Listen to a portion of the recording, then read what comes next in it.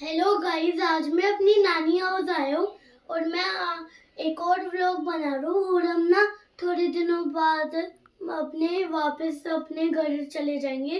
तो आज मैं आपको एक अपना टॉय दिखाऊंगा। ये देखो, ये देखो।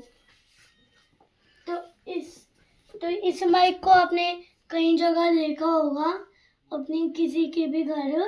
तो आज मैं आपको एक साउंड सुनाऊंगा, आपको गेस करनी है और गेस करके कमेंट में लिखनी है। तो चलो मैं सुनाता हूँ।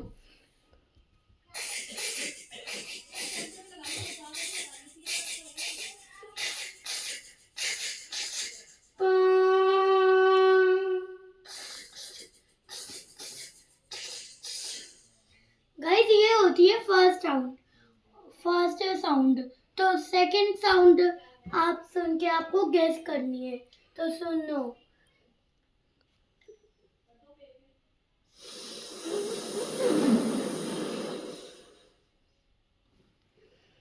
तो आपको सेकंड वाली में आप थोड़ा कंफ्यूज हो गए होंगे। तो आपको गेस करनी है। ये आपका मैंने आज गेम बनाया है और कमेंट में लिखना। Bye bye guys.